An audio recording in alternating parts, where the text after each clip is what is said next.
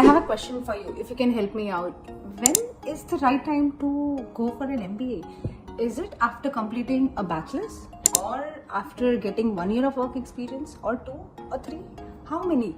Hi guys, welcome back to my YouTube channel. Today we are going to talk about when is the right time to go for an MBA, because apparently it's the trend in India that's going, like every single student I counsel, everyone wants to do an MBA and right after their bachelor's. Hi guys, my name is Zeel and I'm a career and a college counselor. So before we start into this topics, don't forget to subscribe to my channel for more updates. Okay, so the first thing is that you shouldn't go for a freshers MBA. And here's my reason. First thing, it requires a lot of preparation for the entrance exams. Second, you are not prepared for it, trust me. Third, employers are not looking for freshers with an MBA degree. They are actually looking for someone who has X amount of experience and with an MBA.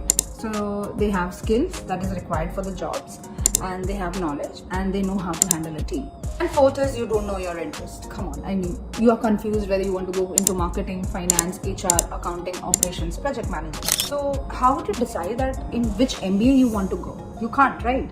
So it's better to get some work experience, work into different fields, explore your interest, and then maybe go for an MBA. Now the next question that comes is how much experience we should have. Is 1 year enough? Is 2 years enough? Is 3 years enough? My simple answer is there isn't any particular number. It's something that should come from within. Let's say for example, candidate A is working with a company from last 2 years, but he is getting to learn new things every single day.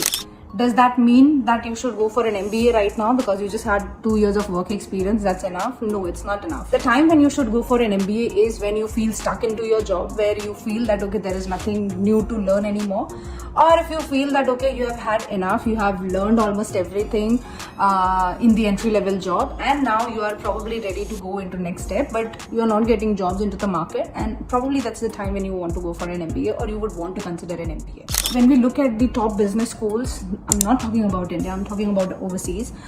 If you look at London Business School, Cambridge, Harvard, Columbia, Cornell University, University of Melbourne, Monash, all of them minimum requires 3 years of work experience. Trust me, that is just like the entry requirement. It's not something that promises you that you are going to get an admission. You have to figure out whether you will get into this business school or not. Of course, there are a lot of parameters that plays a role into admission into getting into the top B schools, but I would say work experience is one of the things in your entire profile that matters a lot and has the more weightage. So I would say rather than looking at the entry requirement, or you can look at the entry requirement just to get an idea that how many years of work experience is required. But at the same time of each individual B schools, you also check the class profile. Okay, class profile is very important and you will get amazing insights into it. From class profile, you will know that from last year's batch, how many students had what amount of work experience. So let's say for London Business School, they ask for 3 years of work experience, but from the class profile, you'll find out that the students who got accepted had average 5 years of work experience. So then that's your benchmark that, okay, you just don't have to meet the entry requirement, which is of 3 years, but you also need to focus on getting maybe 5 years or 6 years of work experience to beat the competition. So the same way you get an idea about your GMAT score as well. These schools never mention on their website that what GMAT score they want. Rather better to look at the class profile, because they'll tell you that average cohort had 690 or 710 of GMAT score out of 800.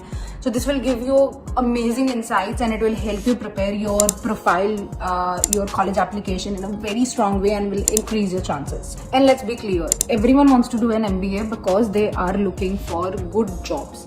As in they are looking into managerial jobs or they are looking for higher salary.